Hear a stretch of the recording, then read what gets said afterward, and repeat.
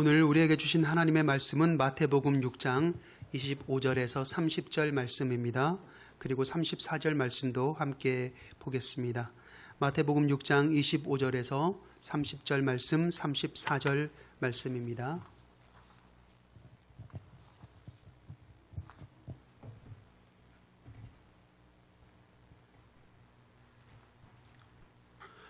그러므로 내가 너희에게 이르노니 목숨을 위하여 무엇을 먹을까 무엇을 마실까 몸을 위하여 무엇을 입을까 염려하지 말라. 목숨이 음식보다 중하지 아니하며 몸이 의복보다 중하지 아니하냐. 공중의 새를 보라. 심지도 않고 거두지도 않고 창고에 모아들이지도 아니하되 너희 하늘 아버지께서 기르시나니 너희는 이것들보다 귀하지 아니하냐. 너희 중에 누가 염려함으로 그 키를 한 자라도 더할 수 있겠느냐. 또 너희가 어찌 의복을 위하여 염려하느냐. 들의 백합화가 어떻게 자라는가 생각하여 보라. 수고도 아니하고 길쌈도 아니하느니라. 그러나 내가 너희에게 말하노니 솔로몬의 모든 영광으로도 입은 것이 이 꽃 하나만 갖지 못하였느니라. 오늘 있다가 내일 아궁이에 던져지는 들불도 하나님이 이렇게 입히시거든 하물며 너희일까 보냐. 믿음이 작은 자들아. 다 함께 34절 읽겠습니다. 그러므로 내일 일을 위하여 염려하지 말라. 내일 일은 내일이 염려할 것이요 한날의 괴로움은 그날로 족하니라. 아멘. 네, 염려의 수학적 모순이라고 하는 제목으로 함께 은혜 나누려고 합니다. 제가 질문을 드리면서 말씀을 시작할게요. 여러분, 우리가 믿음으로 천국에 간다라고 이야기하죠. 기독교 신앙은 믿음 빼고 생각할 수가 없어요. 그죠? 자, 그러면 믿음의 반대말이 무엇일까? 혹시 한번 생각해 보셨어요? 문제입니다. 믿음의 반대말이 뭘까요? 믿음의 반대말. 안 믿음? 믿지 않음? 이렇게 생각할 수도 있겠죠.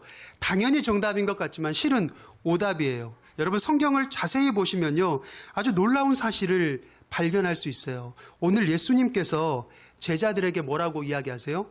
여러분이 보시는 본문 가운데 딱 눈에 들어오는 부분 없던가요? 제자들에게 믿음이 적다라고 이야기를 하세요. 그런데 여러분, 이렇게 말씀하실 때 제자들이 잘 보시면 하나님이 계시는 걸 못 믿겠어요. 저 안 믿어요. 이렇게 말한 적 없잖아요. 근데 뭐가 문제예요? 그들이 염려했다는 겁니다. 마태복음 17장에서도 예수님의 제자들이 귀신을 쫓는 과정이 나오는데 귀신을 쫓아야 못 쫓아요? 쫓지 못하거든요.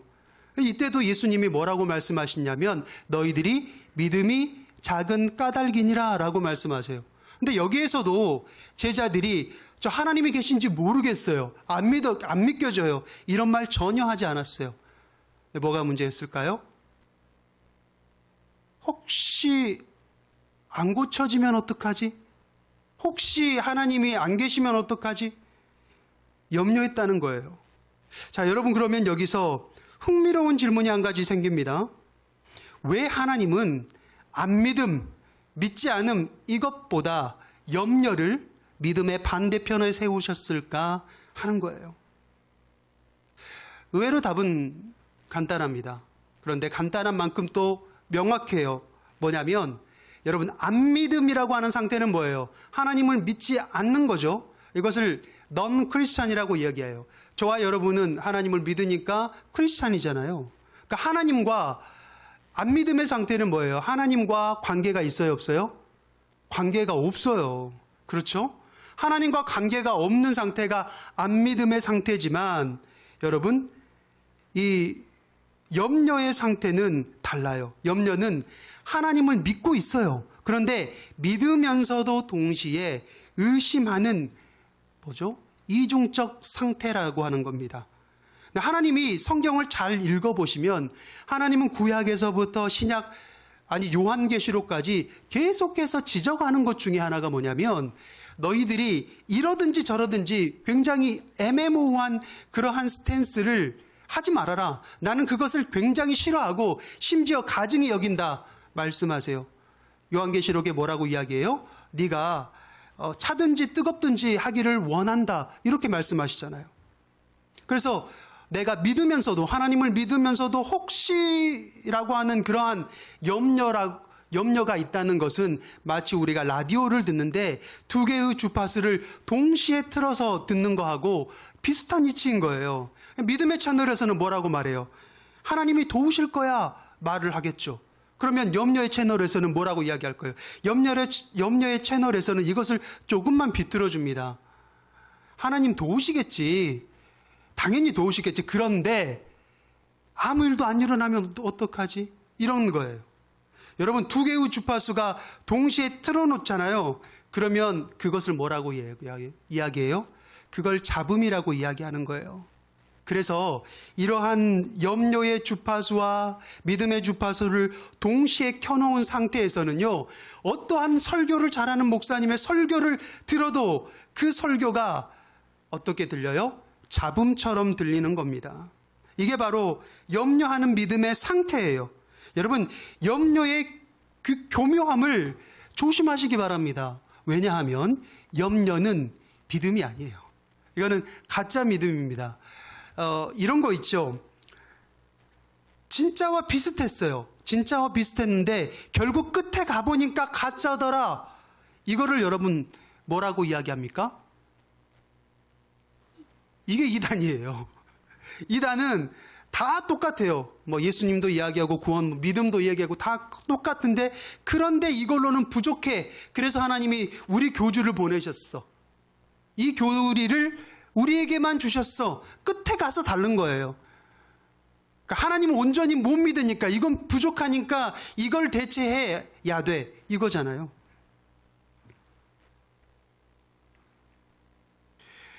염려가 바로 그런 겁니다. 하나님, 그래 나도 하나님 믿지. 하나님께서 역사하시겠지. 그런데 만약 아무 일도 끝내가서 아무 일도 일어나지 않으면 어떡하지? 여러분 어때요? 처음에는 믿는다고 얘기했다가 끝에 가서 달라졌잖아요. 이거는 믿음이에요? 믿음이 아니에요? 믿음이 아닌 거예요.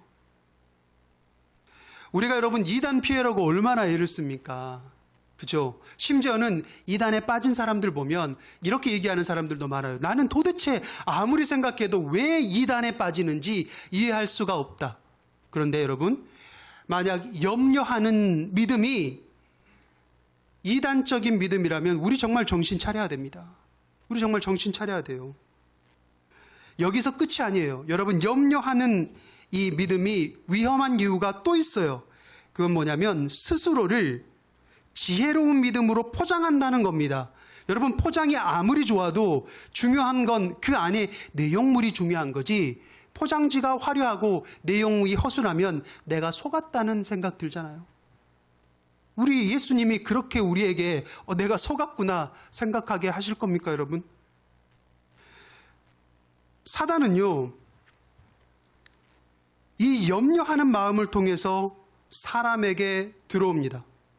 염려하는 마음을 통로로 이용해서 사람에게 들어와요. 가룟 유다가 예수님을 팔았잖아요. 그런데 생각해 보세요. 가룟 유다가 다른 제자들과 똑같이 예수님과 3년 동안 먹고 자고 입고 싸고 다 했어요. 동고동락했어요. 그런데 하루아침에 왜 이렇게 배신할 수 있었을까요? 내가 3년 동안 예수님과 살아보니까 예수님이 내가 기대하던, 내가 생각했던 메시아가 아닐지도 모른다는 그 염려 때문에 예수님을 팔 수 있었던 거예요. 사단은 이 가룟 유다의 예수님의 제자였던 제자의 염려를 통해서 들어온 것입니다. 여러분, 이것은 지금 우리에게도 마찬가지예요. 염려하는 신앙, 염려하는 믿음은요, 항상 우리와 함께 있어요. 여러분, 알곡이 있지만 알곡 안에 중간중간에 뭐가 있어요? 가라지가 있잖아요. 그런데 하나님은 그 가라지를 지금 뽑아내지 않으세요. 그 가라지 속에서도 우리의 믿음이 더 분별되고 성장할 수 있도록 놔두시는 겁니다. 그런데 분명한 것은 마지막 때에 반드시 가라지 믿음은 뽑아서 심판을 받게 된다는 거예요. 그러니까 가라지 믿음은 아무리 우리가 사람을 속일 수 있어도 누구는 못 속여요. 하나님은 추수할 때에 반드시 심판하세요. 속일 수 없다는 겁니다. 그래서 여러분, 가짜 믿음을 통해서 사탄은 우리에게 자꾸 염려하게 만들고요. 그거를 통해서 가룟 유다처럼 예수님을 우리의 일상생활 가운데 자꾸 팔라고 부추기고 있어요. 이 가짜 믿음이라고 하는 어떤 가면, 탈을 쓰고 여전히 우리 중에 가라지처럼 쭉정이처럼 있는 겁니다. 그래서 예수님께서는 오늘 본문을 통해서 이 염려라고 하는 놈의 탈을 벗겨서 그 정체를 우리에게 고발하고 계신 거예요. 여러분, 우리가 드라마에서 가끔 복면을 쓴 혹은 탈을 쓴 도둑이 이렇게 있는데 그 도둑이 잡혔어요. 그러면 제일 먼저 무엇부터 해요? 탈을 벗기죠. 복면을 벗기겠죠. 왜? 정체를 알아야 되니까. 예수님께서 오늘 이 염려라고 하는 놈의 정체를 드러내십니다. 탈을 벗겨보니까 여러분, 이 정체가 뭐였을까요? 염려의 정체. 염려의 정체는 바로 시간 도둑이었다라고 하는 거예요. 오늘 본문 34절 한번 보실까요?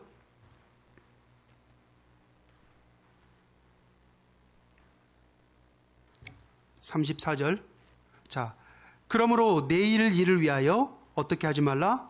염려하지 말라. 내일 일은 내일이 염려할 것이요 한날의 괴로움은 그날의 족하니라. 여러분, 놀라운 진실입니다.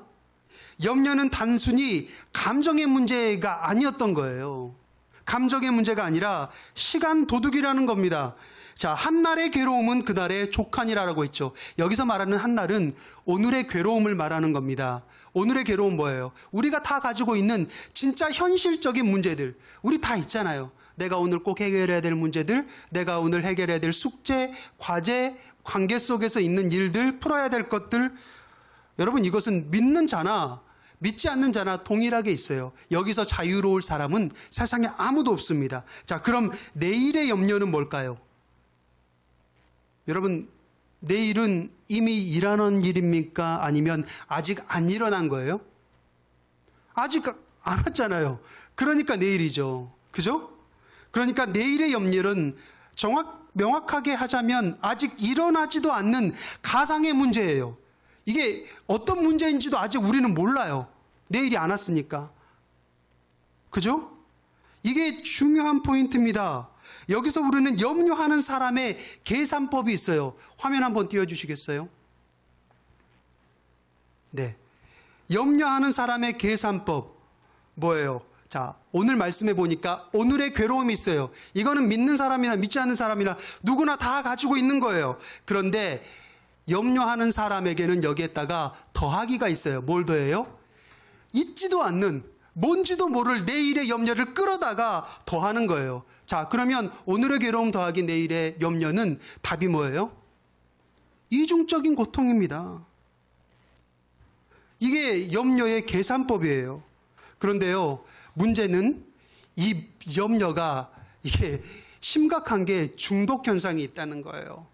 여러분, 중독이 왜 무섭습니까? 한번 뭐든지 중독에 걸리면 이걸 못하게 하잖아요. 그럼 그 과정에서 강박증이라고 하는 게 드러나요. 그죠? 자, 그러면 이 염려를 통해서 일어나는 강박증이 뭔지 아세요?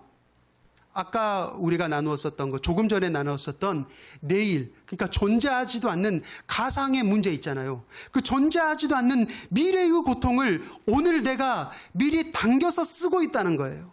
이게 강박증입니다. 이 염려의 중독이 심각한 거예요.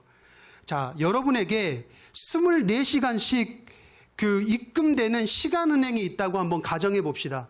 돈 은행 말고 시간 은행이에요. 자, 그런데 한 가지 법칙이 있어요. 뭐냐면 자정 12시가 되면 내가 아무리 시간을 아껴 써도 이게 삭제가 되는 거예요. 리셋이 되는 겁니다.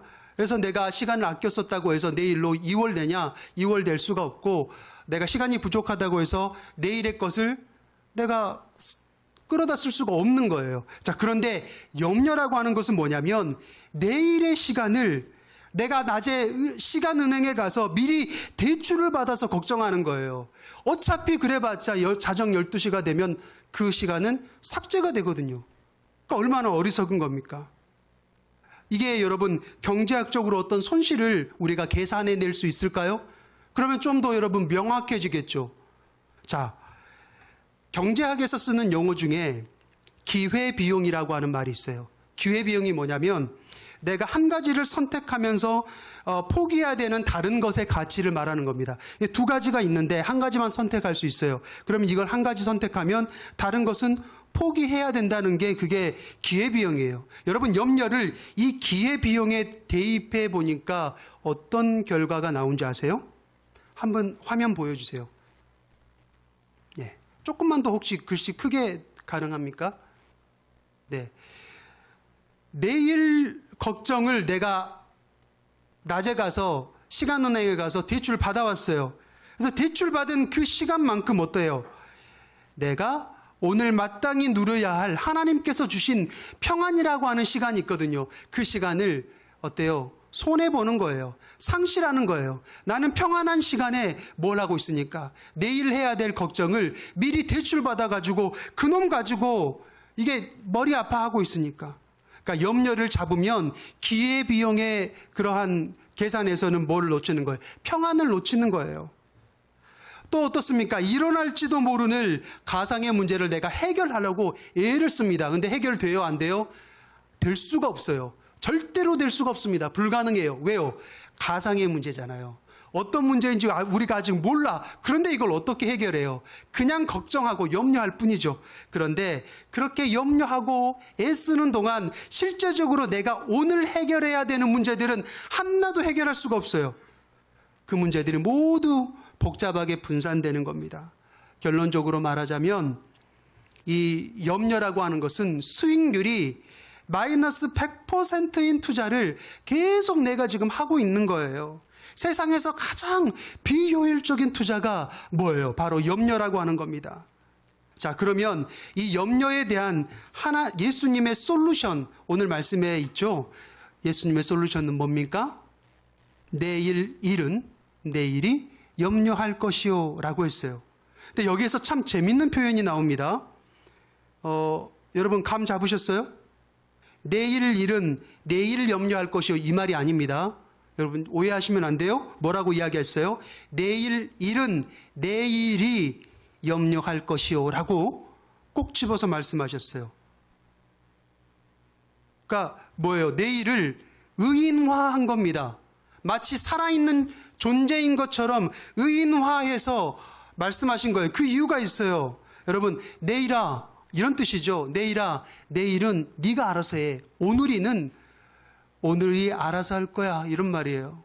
아, 시간관리법에 대해서 예수님이 말씀하셨나 보다. 여러분 시간관리법을 말씀하신 게 아닙니다.